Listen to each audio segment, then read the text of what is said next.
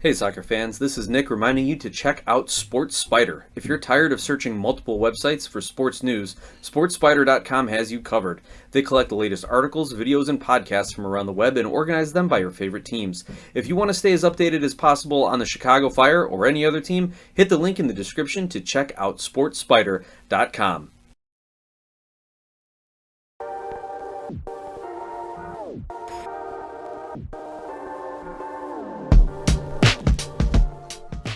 Hey soccer fans, welcome back to the Feed the Fire podcast, where we're talking the Chicago Fire and Major League Soccer. I'm your host Nick, and in our midweek show, we are previewing the Chicago Fire's next match against DC United, to be played at the lovely SeatGeek Stadium out in Bridgeview. They are away from Soldier Field this weekend due to a scheduling conflict with the Chicago Bears. We are also going to take a look at some international call-ups from around MLS. We're going to take a look at some news out of Atlanta United that might impact the Chicago Fire from a front office perspective, and kind of see what you all think about that. But I do want to remind everyone before we get into the heart of the show, if you'd like to connect with me off air, feel free to shoot me an email at glasshouseSoccer@gmail.com, and you can find me on social media at glasshouseSoccer. Now, let's get right into it now, looking at the Chicago Fire's upcoming match against DC United.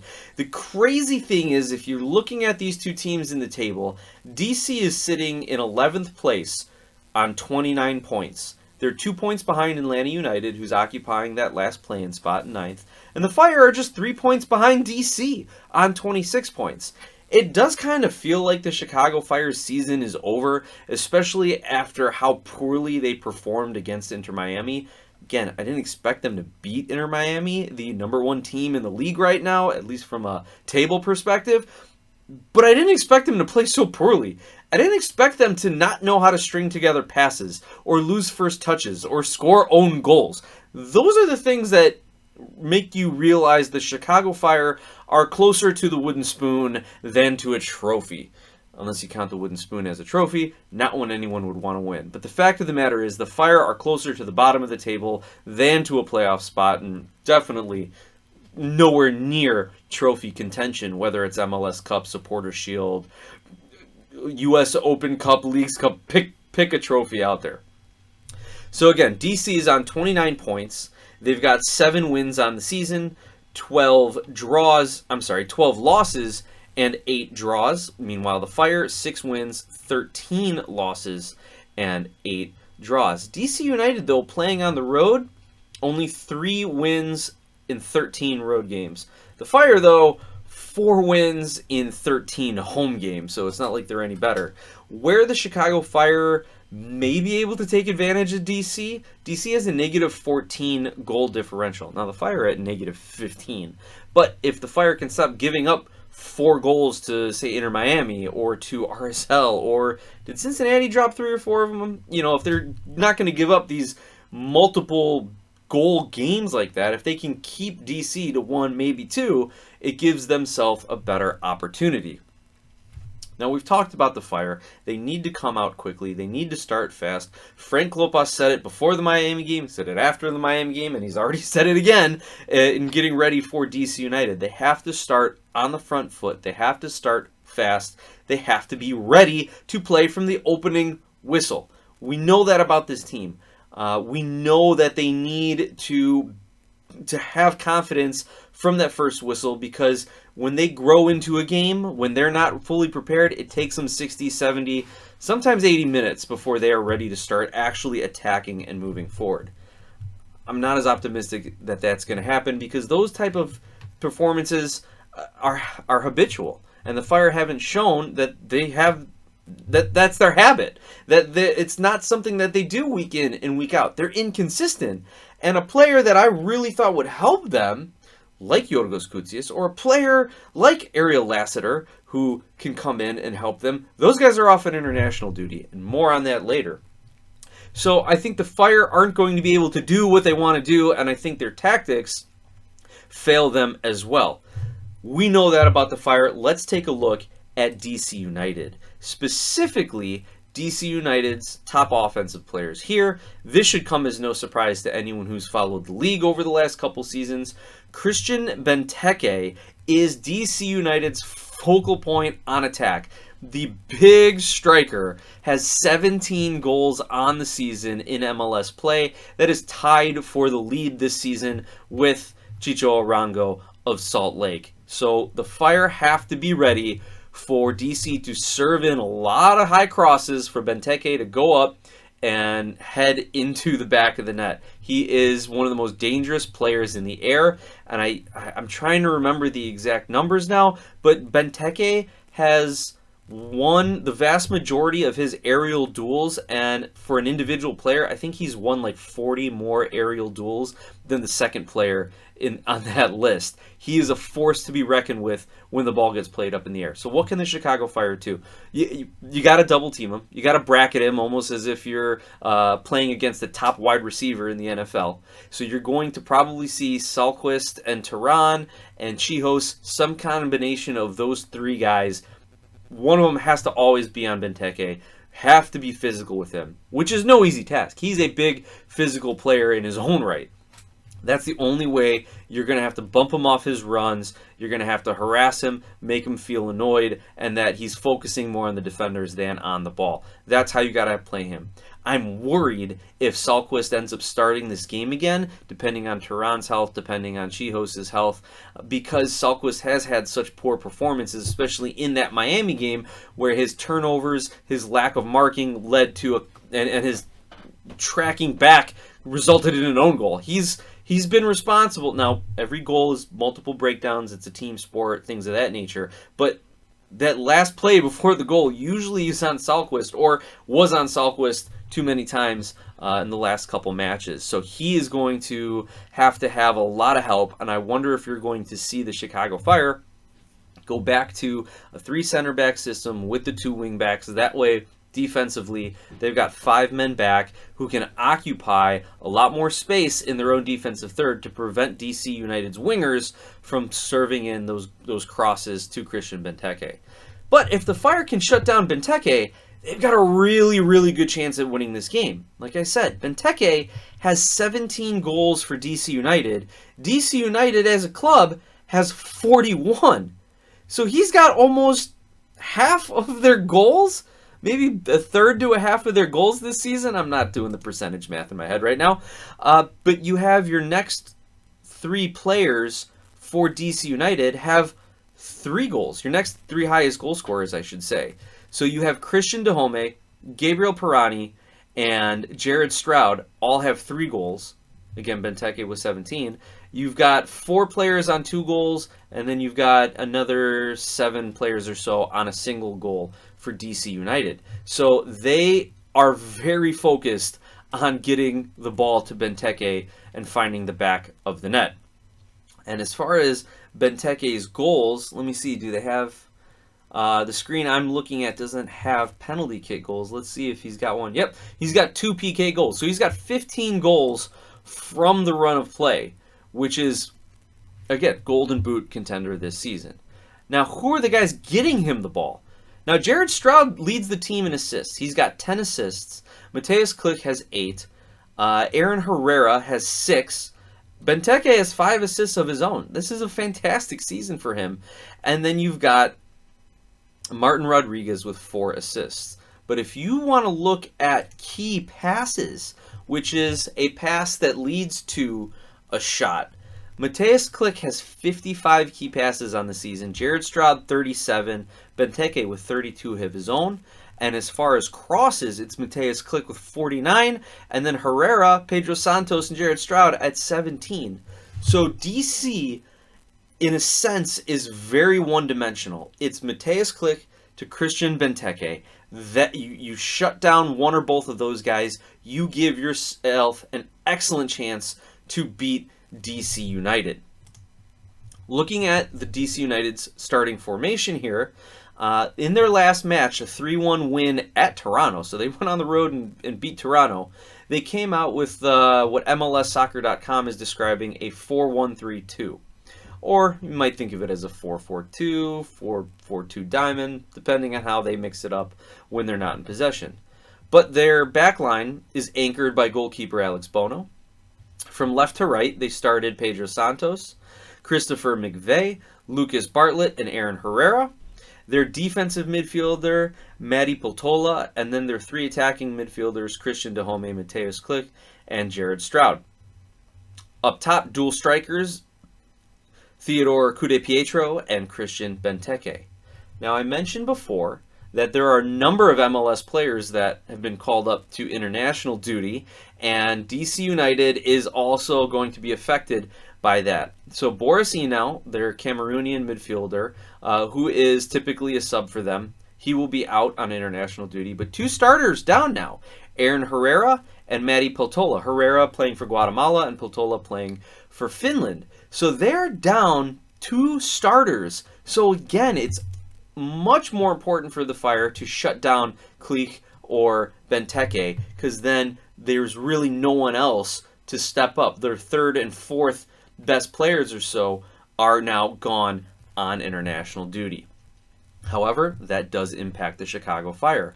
I have been calling, especially the second half of the season, for Yorgos Koutsias to be starting over Haile Selassie in that dual striker role alongside Hugo Kuipers. I think with his work rate and his ability and his runs to recognize spacing, to recognize where Kuipers isn't, as well as Kuipers also sometimes dropping, I don't want to call it a false 9 because I doubt the Fire have the have the tactical prowess to pull that sort of game plan off, but you do see Kuipers dropping deeper at times and creating space for wingers or Marin Haile Selassie. However, Selassie is not used to playing that second striker role and often finds himself out of position for such things that Kuipers does, or he floats off to the wing and still plays a wing role. So I've wanted Yorgos Koutsias, who has now 3 goals in his last 4 games, I want to say, 2 in Leagues Cup and 1 against Miami. I would really like him to be starting and see if he can have a bigger impact on games in 60, 70, 80 minutes or a full 90, rather than just coming in as a sub for 20, 25 minutes and just trying to get on that one pass that'll come his way when he's in the box. Plus, if you're going to develop a young striker, especially if you're the Chicago Fire and want to do some business and have another high transfer fee, another high outgoing transfer fee, maybe get $1 million or $2 million for him, or 3, 4 if you can get him on a scoring streak at the end of the season here. He needs those minutes to develop and to rack up those stats. And with Kuipers on 10 goals and no one else near that, I think he's deserving of the chance. However, he's called up to Greece's under-21 team for their September friendlies, and Ariel Lassiter, who's there to help provide service to Hugo Kuipers and to work some of that give-and-go wing play with the wing-back, with Andrew Gutman if it's on the left, or work with Brian Gutierrez to try and create some opportunities for him in the middle of the pitch. He's now gone for a couple matches with Costa Rica. And not that we would probably see Amari Glasgow. I think he's used up all his senior call-ups this season. He is out with Guyana on international duty. So, yes, DC is going to be hampered by their international call-ups. The Fire, to a certain extent, will be as well. The other comment I've been seeing on social media is that why would the Fire sign Ariel Lassiter if he's going to miss 3 games possibly for international duty out of the, I think, 9 that he could play, 8 that he would be eligible for since he was on a yellow card suspension when he came over from the Fire. It's just money. They're getting veteran experience, and it's $75,000. They're taking a flyer on him this season. If they sign him again, it's another $75,000 next year. So to me, that's the answer. It's just having an option for next season and getting a little veteran presence in there. Those are the international call-ups that are going to affect this game. And again, the Fire should win this one. The Fire are a better team than DC United, I think, on paper and actually, despite the results being the way they are. The Fire only have 1 less win than DC United. Then that 1 win is a loss, and that's the 3-point gap. So I think the Fire will win this game. I think they can win this game. They should win this game. I think they will win this game. I am going to give it a 2-1 Chicago Fire victory prediction. I've been fairly close with my last couple. I said that Miami would win 3-2. They ended up winning 4-1. I said that the Fire would draw NYC 2-2, and they did. So I think I'm on a little bit of a prediction streak here. Now, don't put money on it, please, because the moment I make a pick and someone puts money on it, it's going to be completely wrong. But that is how I'm feeling the way things are going to go this week, or this weekend. Now, I do want to take a quick moment here in this preview show to take our halftime break and recognize our sponsor, Skira Icelandic Spring Water. Icelandic for clear, Skira water comes from a spring in a government-protected nature preserve in Iceland with naturally low mineral content.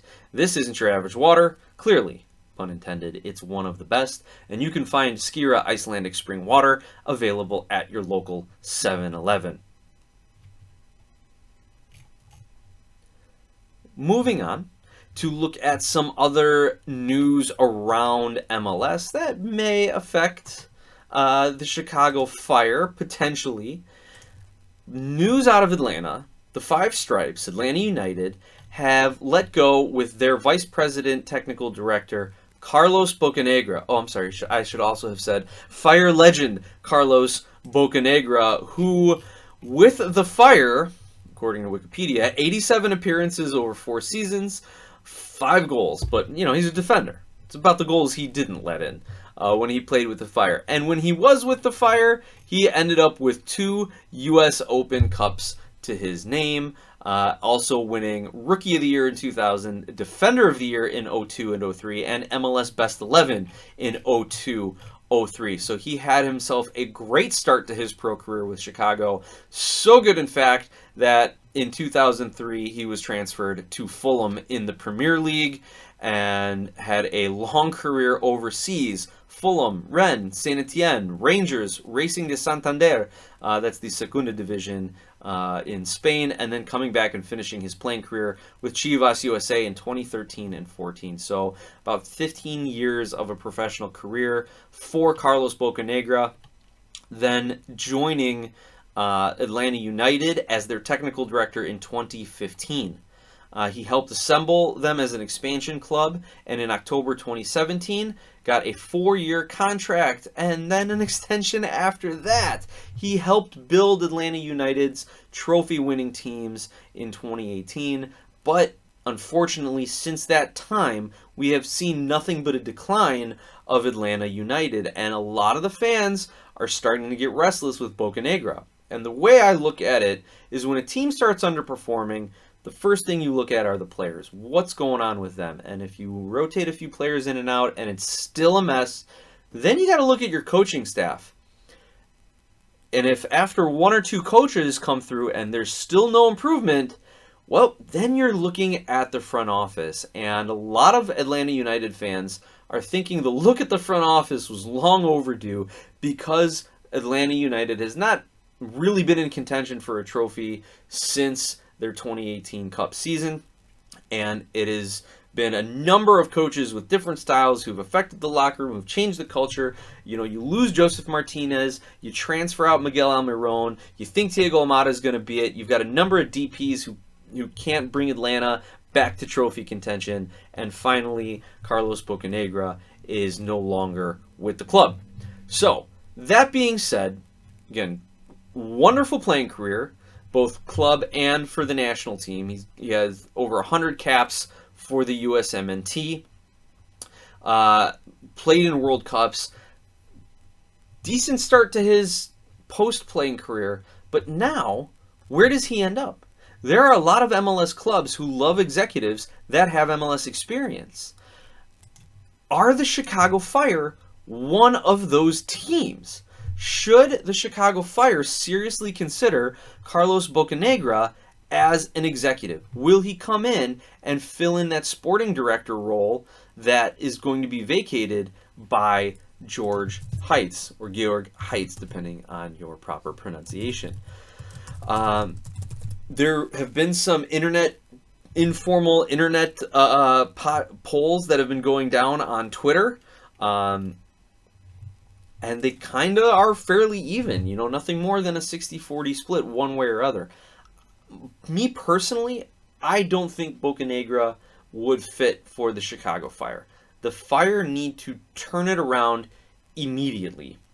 And I hope part of the reason he doesn't come to the Fire is because ownership and the front office have already put into motion what they want to see this offseason, and they've already had conversations with the future coach and future front office staff and how they're going to reshape the front office after Heitz's departure and after Klopas's departure and whoever else may be leaving or getting scouted away or whatever restructuring and new hiring they want to bring in. So I'm hoping Bocanegra is not considered, because the Fire already have a plan in place.